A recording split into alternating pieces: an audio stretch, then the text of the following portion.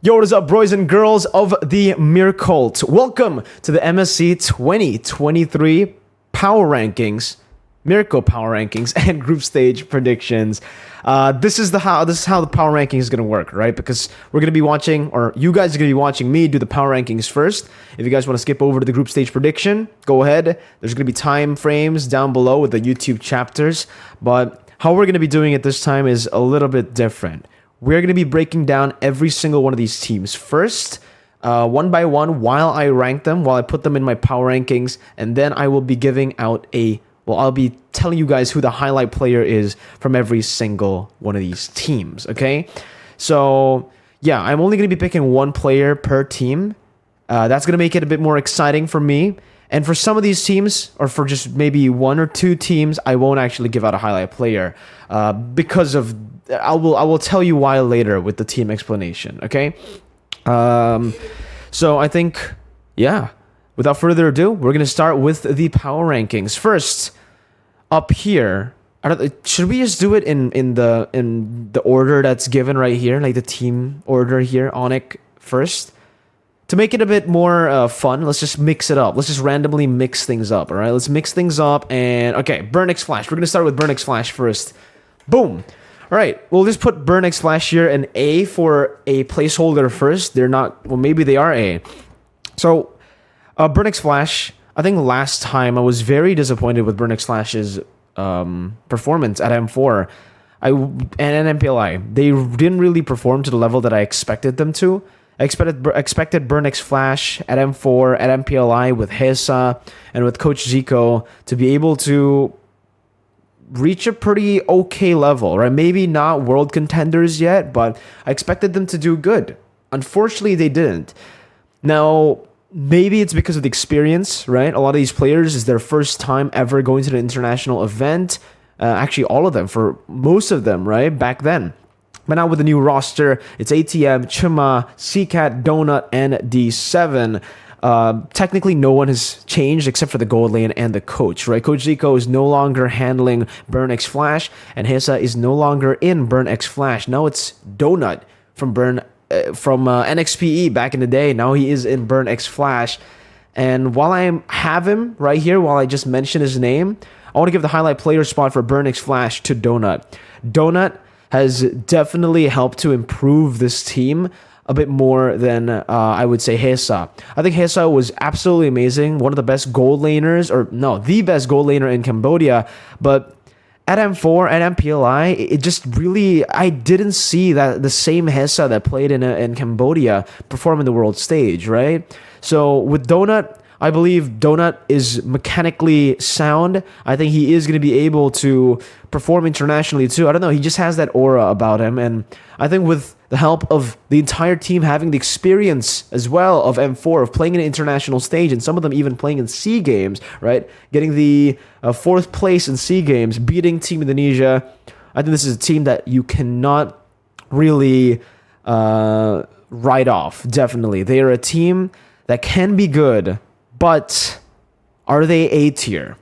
I think they're going to be in B, right?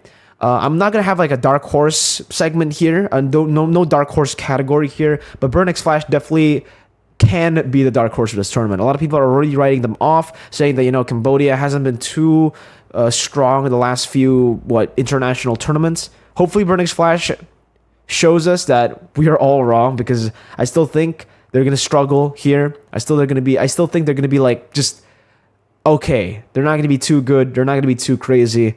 They are in B, possibly dark horse here. Okay.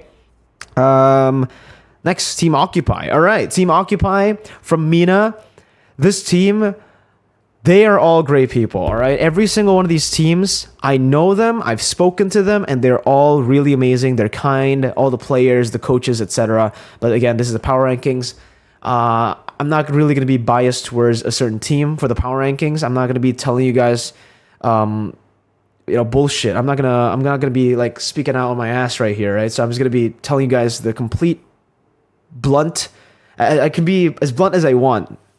And Occupy M4, I was not surprised. I was surprised at how disappointing their performance was for me. I thought, M3, we could give M3 a pass for MENA region because it was GX Squad. The team who made it to M3 was Akatsuki, right? And GX Squad took over because some of the players from Akatsuki were not able to fly out, similarly to the BTK OP situation that we have right now going on. I did hear some controversy as well from Team Occupy that, it wasn't the full Occupy roster that actually played in M4 that actually got flown out. There were a lot of members like Hulk, if you guys remember, from another team. And now it does look like it's going to be a full Egyptian squad with Alford, Leo, Smile, Speedy, and Maro. So it does look like they are going in now with their actual full roster. So I think they're going to be much better than they were at M4. Again, really disappointed with their performance at M4. But one player that I wasn't disappointed about, well, I didn't get disappointed at all when I watched the game, was Maro. I think Maro is that young mechanical genius of the team, and I think he can definitely, as a roamer, help the team to improve even more and to get them maybe out of groups, possibly, but they are in the group of death, so I'm not really going to be expecting much from Occupy. I really hope they prove us wrong. I really hope this new Egyptian roster, like full Egyptian roster this time, will be able to just shake the MLBB world in some way or form. Because, Occupy are probably right now there's only 2 teams, but maybe out of all of them, the weakest team on paper. We're going to move to Todak. Oh, man, Todak's a tough one. They're so unpredictable. They're so weird. They're so crazy. They're so sporadic. Todak have been using the same roster now. And for a while, right? And I thought with the addition of 3 import PH players in MPL Malaysia Season 11, they would be using those players, but they didn't. And you actually see improvement even without the players. When the import players played, it felt like Todak were just kind of messy. Well, they were always messy, but they're not messy in a good way.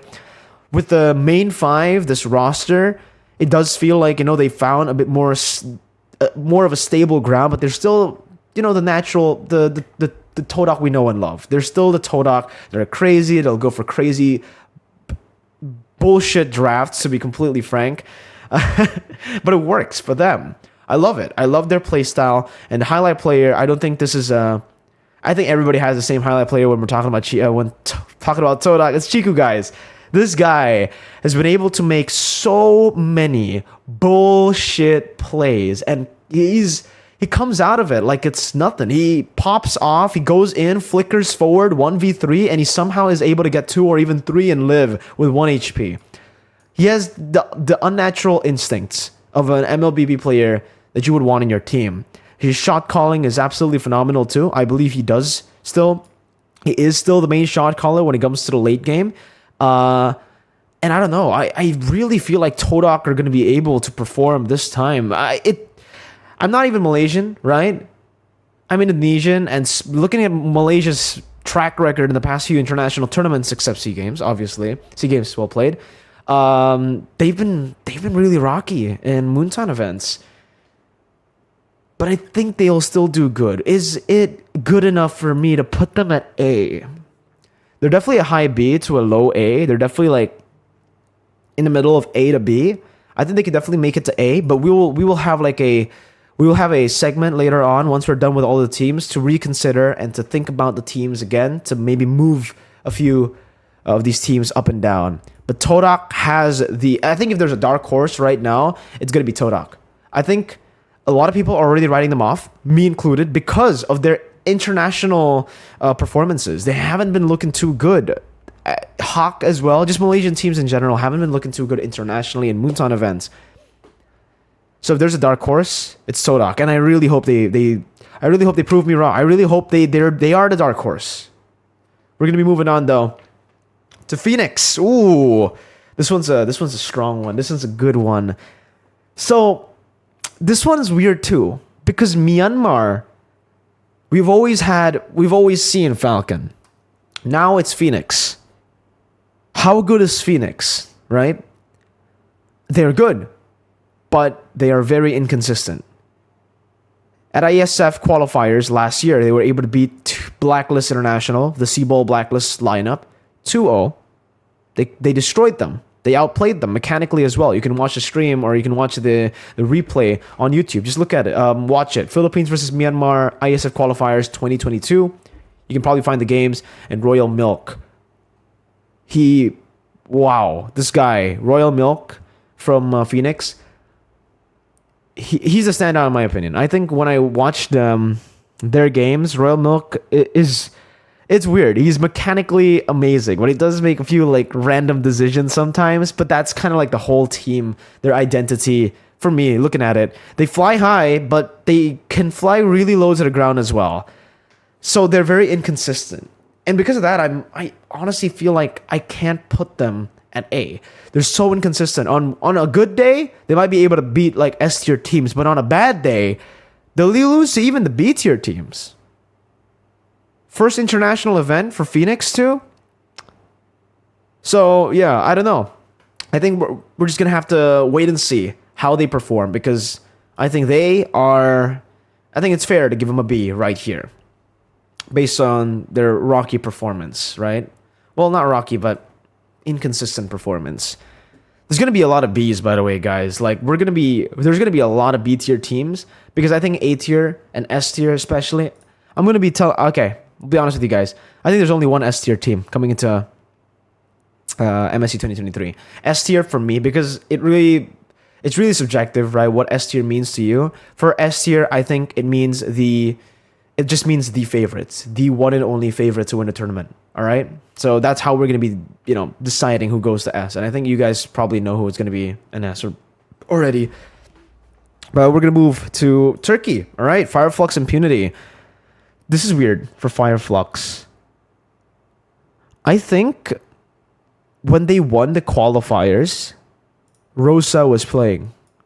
Here, I'll check it again, because I believe Rosa was a part of the roster. Yeah, he was part of the roster, and he was one of the members that really caught everybody's eyes in M4. He performed really well, and I don't know what happened. Did he change his name? Is Lunar Rosa? He's not. Lunar is not Rosa. Yeah. They've changed their roster. It's Alien, who's still from, the Alien we know.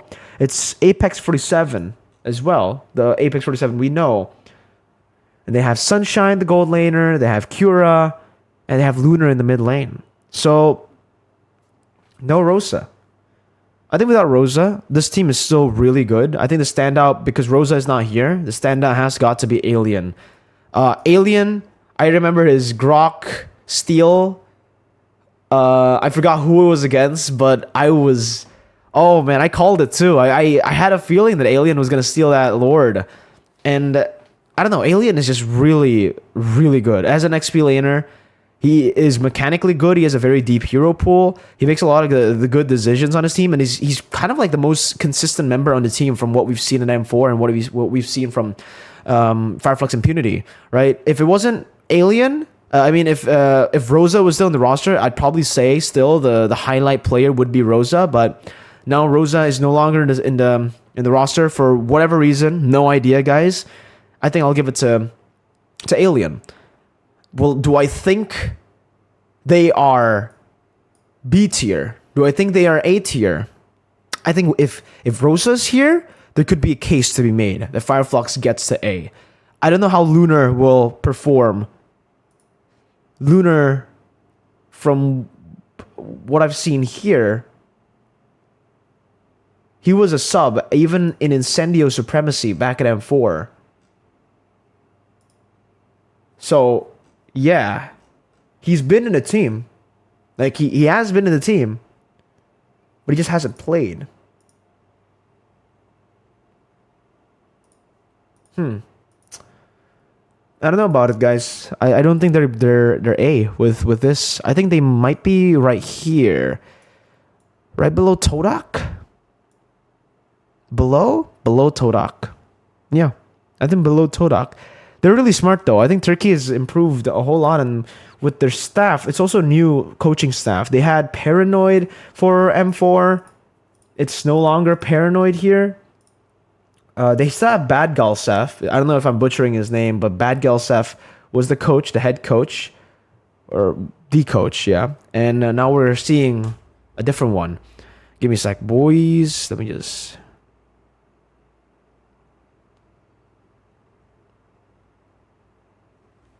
All right. Sorry about that.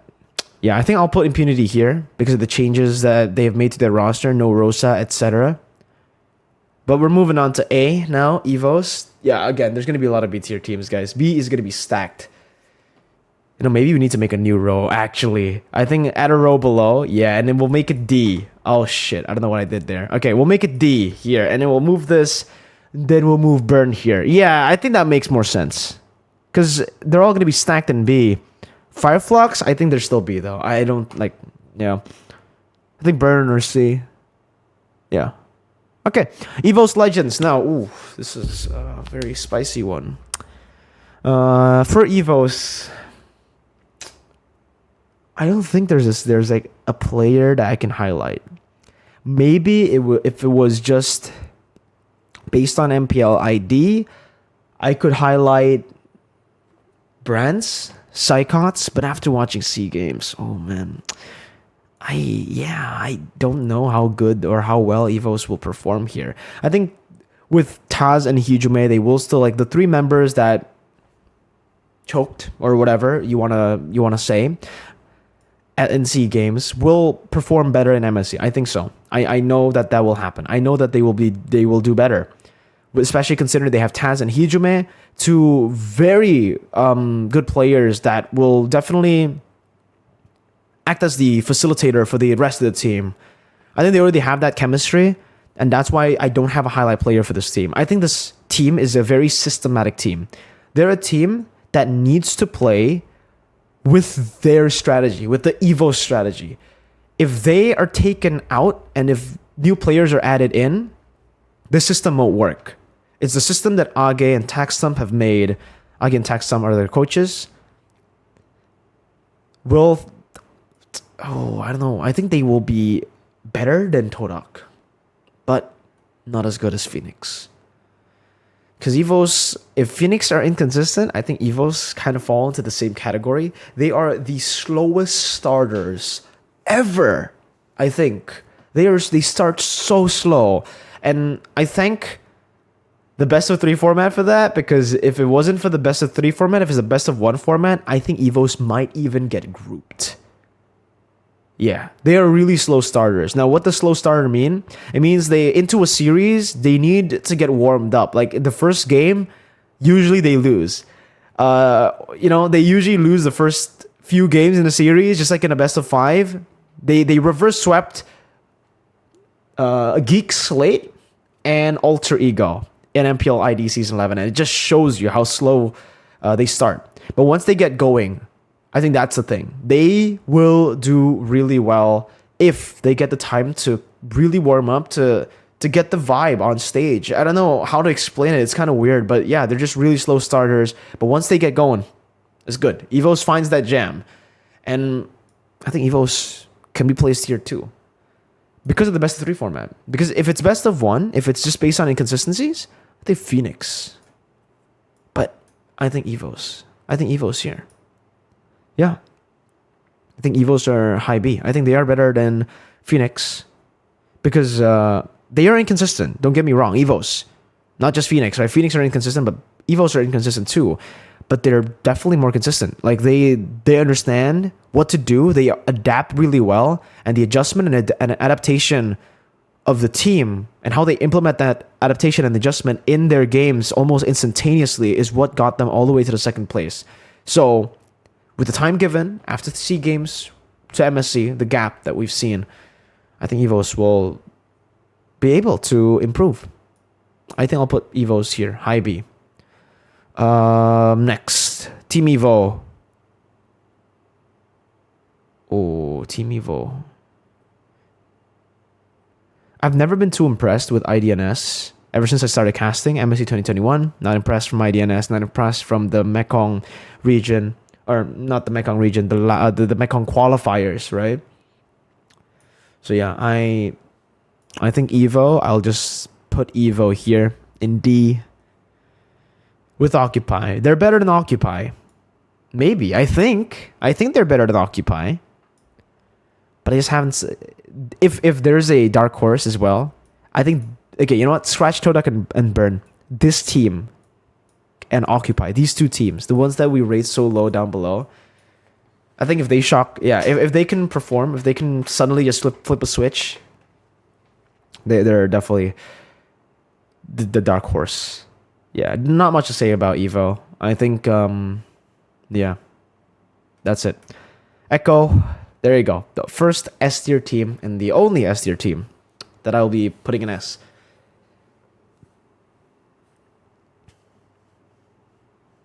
Yeah, I think Echo are gonna be there, up there. I'm trying to like. I want to say something about Echo, but I don't think I even need to say anything about Echo. I think we all know how good they are. Highlight player, all 5 of them. It's an unreal team, really. Even their coaching staff, their drafts, everything. When I was analyzing with Midnight and MPL PH Season 11 Grand Finals, I was just so frustrated because there's nothing I could say about Echo. There's literally nothing I could say about Echo. To like, maybe they'll get a smoother game if they do this. Nothing. And I kept on asking Midnight too. I was like, how the fuck does Blacklist beat this? I don't get it. How does any team beat this? How? They played perfectly in the Grand Finals. They like drafted perfectly too. It was a perfect showing for all. Even at M4, I would say there were some games where it was close, and I was like, okay, I like the draft. I like Blacklist drafts. I like how they're going into this.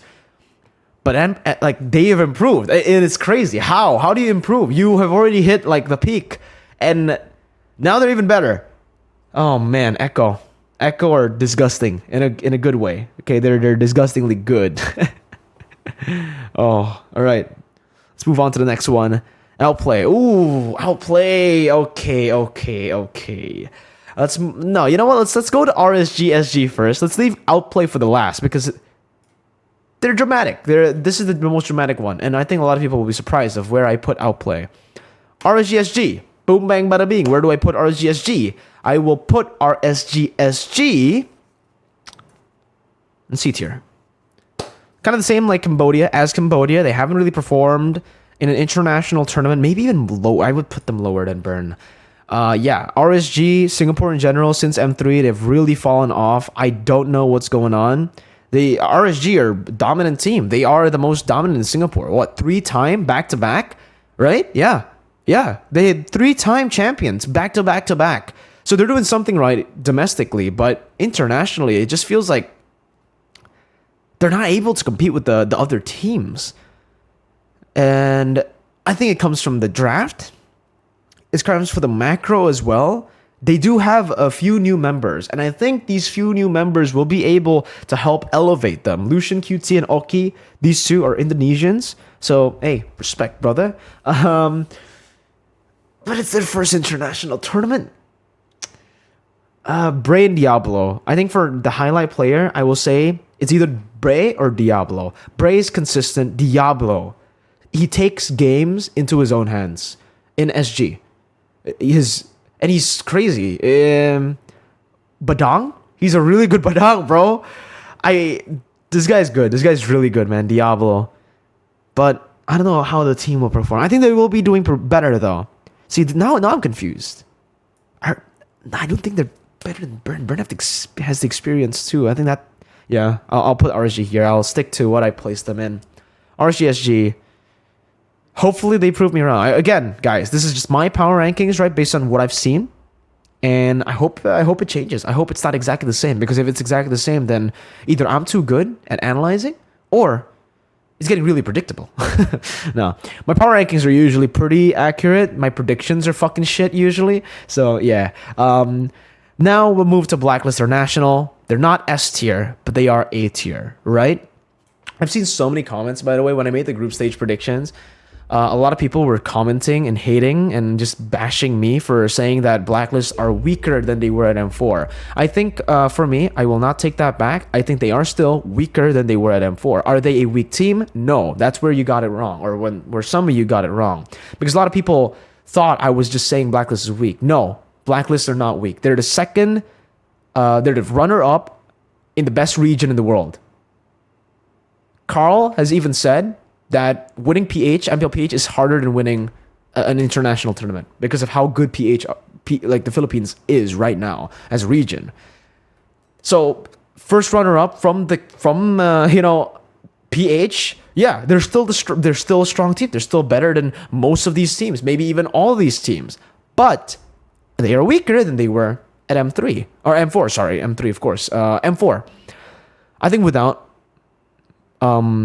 Oheb, without Haji, and without Bonchan especially, this team really struggles at times. I think the drafts in the regular season, I'd like to think that they were hiding their strat because in playoffs they performed. Highlight player, Edward. This guy's unreal. This guy, you can put him in any team, I feel, and he will be able to he will always pop off. Edward is such a good XP laner. Definitely deserving of that Hall of Legends inductment. Edward is an unreal XP laner. I think every single tournament where Blacklist loses to, Edward is always that like glimmer of hope. I remember watching ISF, and there were a lot of mistakes by Oheb, by a lot of members, Haji, Venus, Wise, but Edward, Mr. Papadap, this man is insane. He's insane. He's really good. Yeah, Edward.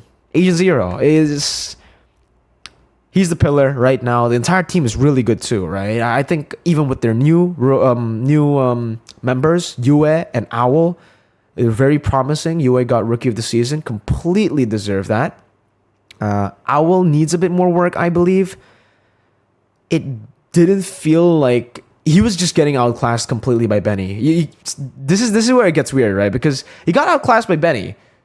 But is it bad to get outclassed by Benny? Because Benny outclasses everyone. Almost, right? So yeah, I think Blacklists are still really strong. And I'll put them here. I'll put them at A. And Onyx?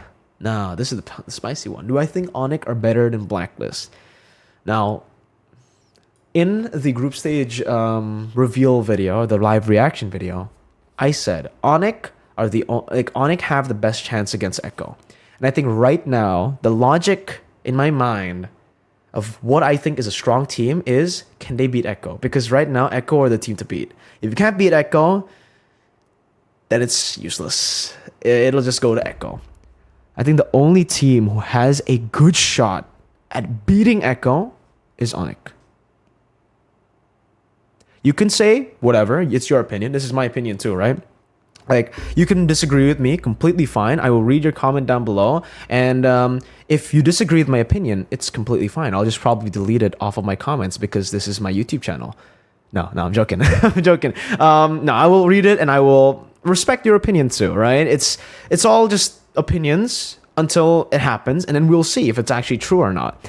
I think a lot of toxic people will say that this is Kyrie Esports, which was true. I will have to say it was Kyrie Esports. At M4, it was Kyrie Esports. If Kyrie doesn't carry them, they lose.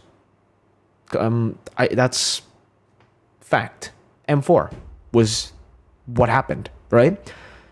When Kyrie gets his assassins, when he's enabled to make those plays happen, he carries. Even against Echo, that Hayabusa play. What the fuck? This man is still highlight player. Kyrie, by the way, this best jungler in the world right now. I think he was ready to play utility at M4, but because of the performance of some of his teammates, he had to take that carry mantle. So he's still a good utility jungler. He has the power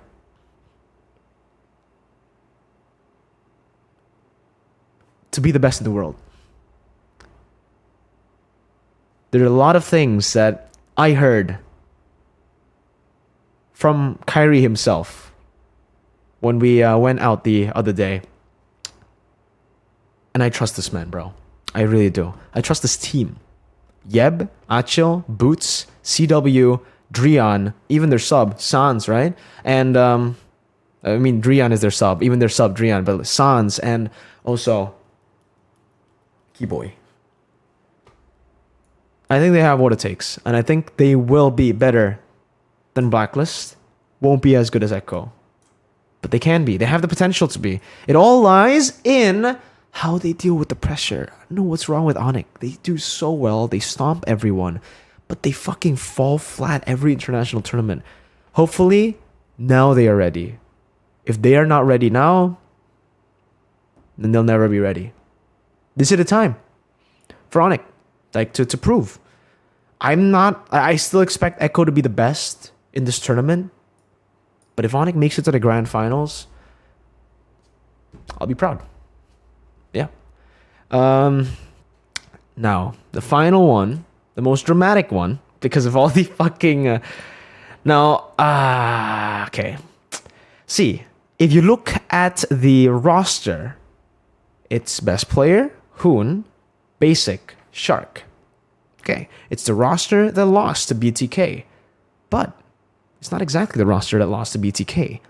Ureshi will be in this team. Dale will... Oh, no, sorry. We don't call him Dale anymore. He's Mr. Worldwide. Dale. Mr. Coach Dale is their coach. You can agree, you can disagree. A lot of people are probably going to be like, Mirko, you're drunk. What the fuck? Why are you putting Outplay so high up? They got in through luck. They lost to BTK. They lost to BTK without Ureshi. I'm a BTK supporter. So I'll be honest with you. I think it would have gone really different in the grand finals of NACT if Ureshi played. If Ureshi played, would I root for OP in the grand finals? No, I'll still be rooting for BTK because Zayn's my boy. Either way, Zayn's my boy. But I think it would have been different. And I think most of you guys know that. I think a lot of you guys don't want OP to succeed because you just hate him. Because you just don't like basic. You don't like the players in it. But you can't deny that they are good right now. I think I have said back in M4, the 2 weak links in the Valley, dude, was basic because he was a basic gold laner, and Hoon, right? I think Hoon has significantly improved, and for basic, whether you like it or not, he has improved. Remember when I said he was a basic goal laner? He doesn't really make any crazy plays to carry the team. He just stands there and he waits for the moment to, like, he's basic in like a way where you play the game. That's always the way you play the game. With his attempts of backdooring, his attempts at taking the game into his own hands, you found respect for the guy. You can hate him all you want. I'm not talking about the drama. I'm not talking about anything. He creates a lot of drama. He creates a lot of problems, whatever. As a player, I think he's improved. Hoon has improved. The only thing that I'm concerned about, the only player I'm concerned about right now from this team is best player 1. If he can perform internationally or not, that's it. Because I think without a jungler who can actually like be on the same level as the others, it's really gonna hurt them. So I really hope best player can play at that level. And if he does, this is an A-tier team, guys. There's no more like we can't just count NA off completely again like M3. M3 completely fine. We didn't have any good reference for NA teams, right? We had M1, Gosu, that's it. And then we didn't really have any reference. So when BTK came in, full of ranked players, right? No competitive experience, never set foot internationally, never even met each other in real life. Obviously, everybody's gonna say, nah, they're okay. They're not good. They're gonna be grouped. They didn't get grouped. The Valley, dude, a lot of people doubted them, right? And they still got top 5, top 6. You gotta give them respect, man. NA have risen. With BTK, with the Valley, and I think with Outplay now, with Ureshi in their lineup. And Coach Dale Duru. All right. There you go, boys. Okay, now let's move on over to the group stage predictions. This is the power rankings, okay? I'm not going to change anything. I'm going to stick with it. Never mind. We're not going to do a revaluation. We're not going to be moving things here and there. We're just going to stick with what we have right here. Now, guys, group stage will be different, okay? Like, this is the power rankings. Predictions are predictions. Okay, my dudes? Predictions are predictions. They can be different from power rankings based on what happens and based on the groups. Styles makes matchups, okay? Like, Onyx here might lose to Blacklist. But they have a better chance at beating Echo compared to Blacklist, in my opinion. You see how like that works? Styles makes matchups. Phoenix can win against Echo, but can lose against Cambodia. Burn X Flash. You know what I mean? So yeah, we're gonna be talking about it now in the groups. And we're gonna get the easiest group out of the way with. Let's go. Echo, Impunity, or Fireflux, Impunity, and Evo. Boom. That I didn't even have to change it. That was how it was picked, and I think that's exactly how it's gonna go. I think everybody kind of agrees on this one. Group B. Phoenix, Evos, RSG, SG.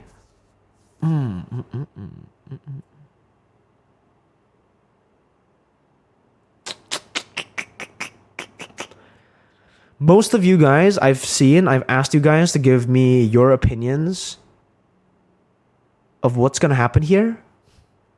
You guys have put Phoenix here. And I think I will have to kind of like stay here too. I think Phoenix, number 1, they are the favorites coming into this. And I think prediction-wise, I'll have to give it to Phoenix. Phoenix are really hard to read. And in the group stage match, I think they will be able to give out a few shockers. Evos are much more consistent and they're slow starters. In the best of 5, I will say Evos takes Phoenix.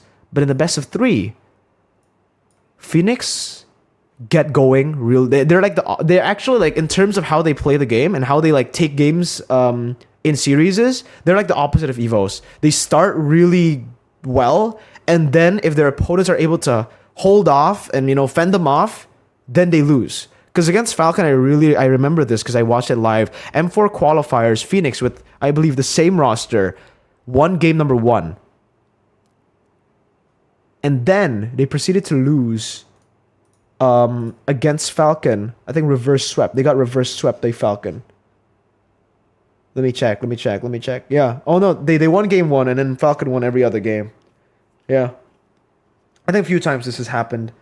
I think even in the ISF qualifiers, this is kind of what happened against the Burmese Ghouls. But when they get going, when they get rolling, they're really good. Again, a very inconsistent team, but high highs. So in group stage, I will say that, I think that really fast start will get them going. I think they will be number 1, Evos 2, RSG, SG 3. Moving on to group C, Onyx number 1. Boom. I think Burn will get knocked out. They have the home crowd advantage, but I believe Burn will be knocked out. Damn. If Burn gets knocked out in the first group stage in their home country. It's a bold prediction by Mirko here because it's the home turf. Will the home turf be strong enough to take OP down? I don't think so. I really don't think so. I think especially with Coach Dale in the mix, I think I'll play. Yeah, I'll play OB here. Group D. This is where it is going to get spicy, guys. Remember, Todak are they're kind of like Phoenix in group stage. Todak are really good in groups, bro. And Blacklist have not been too good in group stage in the last, in M4 as well. They lost to Falcon, right? Will they lose to Todak though? The unpredictability of Todak in the group stage in a best of 3 definitely can get the edge over Blacklist. And if imagine, right, if this happens, what a knockout stage we're gonna have, guys. Echo versus Evos, or Echo versus any of these teams except for Group A, like Evos, OP, or Blacklist. Oh, Blacklist needs to win this though if they don't want to meet in the knockouts. Because if they can get matched up with Echo. Can Todak get it done? Can Todak get it done against Blacklist? Stability or chaos, bro?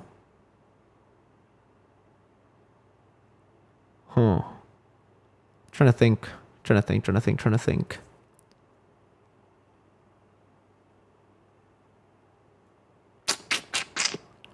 I think Blacklist still have the edge here, man. Todak definitely has a chance, but I will say Blacklist will top Group D. Occupy will, yeah. I'm sorry, Occupy. Yeah, I don't think they're gonna be able to beat these teams. So yeah, there's gonna be one team that goes 2-0, another team that goes 1-1, and a team that goes 0-2. In the and if there's a tiebreaker, then it's all 1-1, and all of them have beaten each other once, and then there'll be a tiebreaker match, I believe. So there you go, guys. Group stage predictions pretty fast because it's only 3 teams per group. Let me know in the comments section down below if you guys agree with the group stage predictions. Let me know what you think about the power rankings. Let me know your power rankings, who you think is number 1, who you think is number 2. Do you agree with my statements or my opinions on Onyx, on Phoenix, on Evos? Let me know about everything. Give me your opinions, and obviously keep it civil down in the comments section, right? You guys can give your opinions out. You guys can disagree with my opinion, completely fine, but keep it civilized. Give me some of your points. Give me constructive points. Yeah, let's make it civil. Let's make it cool. Let's make a good place for everybody to just chill, talk, and relax while they talk about MLBB. All right. So peace out, guys. Thank you so much, boys and girls of the Mir Cult. It's Mirko, and I will see you on stream if I stream. Peace.